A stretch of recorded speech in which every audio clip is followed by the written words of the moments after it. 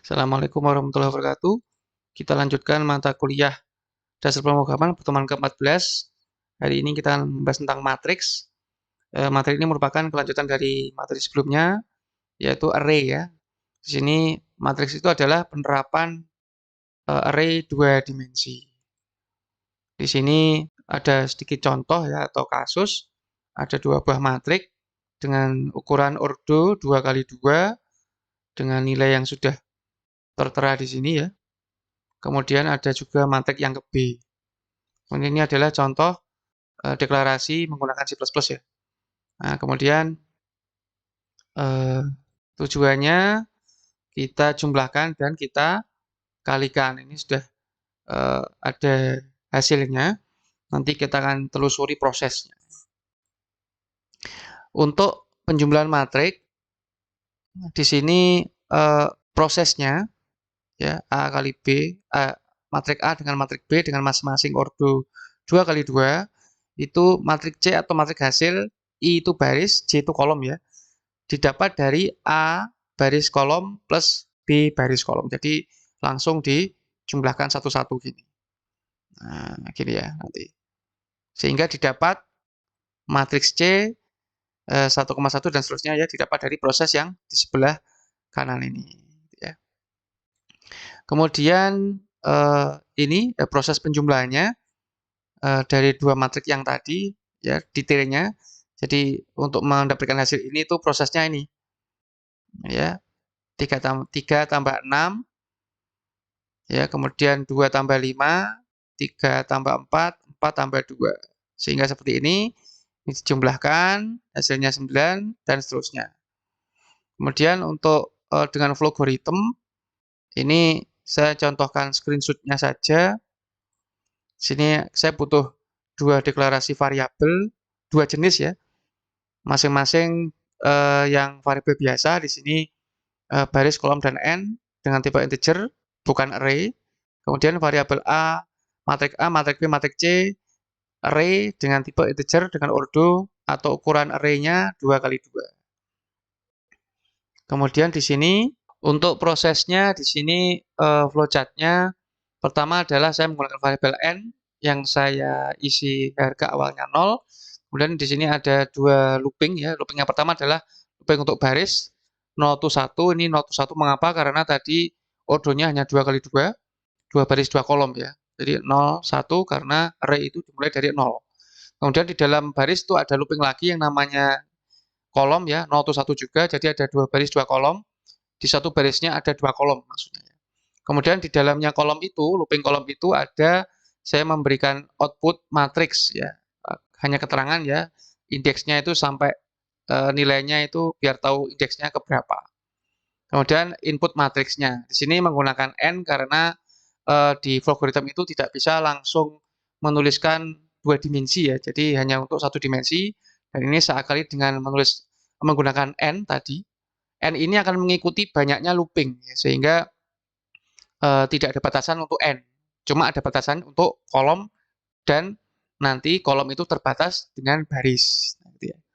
Nah, di sini bisa langsung kita isi di sini ada 4 kali isian ya, berarti dua looping di setiap dua, jadi ada 4.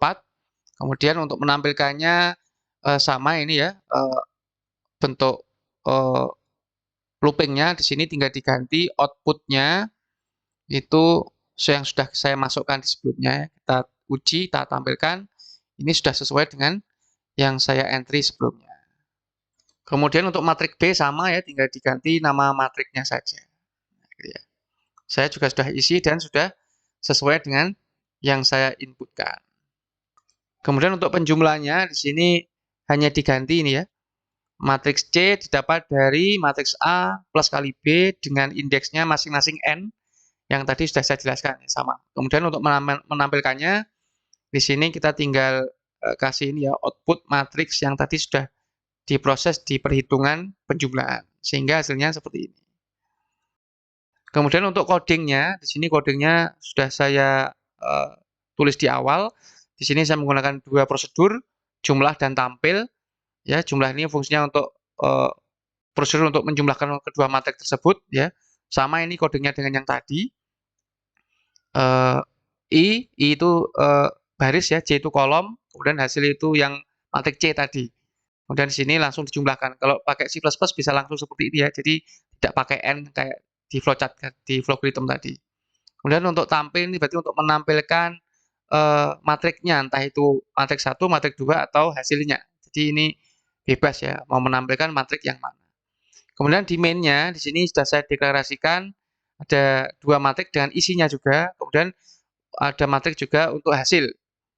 Nah, di sini diproses di prosedur jumlah mat1, mat2, result, maksudnya jumlahkan matrik 1 dan matrik 2 dan simpan di result. Semuanya tipenya matrik ya. Kemudian menampilkan hasilnya tampil result. Jadi tampil yang ini. Tadi menampilkan result itu berarti matrik hasilnya yang ditampilkan. Sehingga hasilnya seperti ini. Untuk perkalian, di sini ada syaratnya ya. Jadi jumlah kolom di matriks A harus sama dengan jumlah baris di matriks B. Nah, jadi nanti di sini kalau diimplementasikan dengan contohnya, di sini ada 2 baris dan 2 kolom, matriks A dan B. Ya, ini sama-sama ordernya 2 kali 2, jadi pasti bisa dikalikan karena jumlah kolom di matriks A ini sama dengan jumlah baris di matriks B. Jadi sudah bisa untuk kita proses perkalian matrik. Nah, di sini ya detail prosesnya ya 3 kali 6 jadi ini dikalikan dengan ini, dijumlahkan hasilnya ya, dijumlahkan, diletakkan di sini.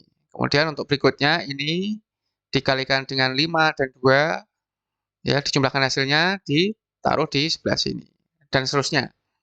Ya, nanti Anda bisa mempelajari prosesnya sendiri ya. Kemudian dari masing-masing nilai ini dijumlahkan sehingga menghasilkan perkalian matrik ya 26, 19, 28 dan 18. Untuk inti dari codingnya di sini ada for yang pertama untuk baris, for yang pertama untuk kolom, kemudian di sini ada hasil baris dan kolom. Di dalam setelah hasil itu ada for lagi untuk menjumlahkan dan proses perkalian tadi. Jadi looping yang ini itu merupakan penjelasan yang ini. Jadi di dalam penjumlahan ini itu ada perkalian sebelumnya. Di dalam penjumlahan ini ada perkalian sebelumnya. Jadi itu menjelaskan mengapa kok di sini ada plus juga ada kali. Ya, jadi ini dikalikan dulu, kemudian nanti dijumlahkan dengan sebelumnya. Ini dikalikan dulu, dijumlahkan dengan sebelumnya. Jadi nanti menghasilkan hasil baris dan kolom. Hasilnya itu matrik hasilnya. Kemudian di sini coding lengkapnya, di sini ada prosedur kali, ya, kemudian main. Nah, di kali ini sama seperti sebelumnya ada 3 parameter, matriks mat1, mat2, dan result. Dengan tipe matriks semua, tipe datanya integer. Nah, di sini ada looping yang sudah sama dengan sebelumnya tadi ini. Ini saya cuma ganti baris jadi I, kolom jadi J, kemudian hasil jadi result ya. Jadi biar lebih pendek di codingnya. Di sini result I, J sama dengan result I, J plus mat1 IK kali mat2 KJ. Sama seperti ini tadi. Ya, sama seperti ini tadi. Kemudian di main-nya ini sudah saya deklarasikan matriks 1 dan mat1 dan mat2 dengan nilai yang sama seperti contohnya sebelumnya. Kemudian di sini ada prosedur memanggil prosedur kali, maksudnya adalah kalikan mat1 dan mat2 dan letakkan hasilnya atau simpan hasilnya di result. Kemudian berikutnya adalah menampilkan matrik resultnya. Itu ya. Nanti bisa Anda buat dengan prosedur tampil yang tadi juga bisa. Ini tadi pakai C++, kemudian yang saya coba masih perkalian ya, perkalian. Untuk flowchart-nya yang saya coba masih penjumlahan. Jadi belum semua. Ini saya harapkan Anda aktif untuk mencoba. Silakan mencari sumber lain, sumber belajar lain. Mungkin ya kalau dari saya belum jelas, Anda bisa mencari di YouTube atau mungkin lewat ChatGPT ya.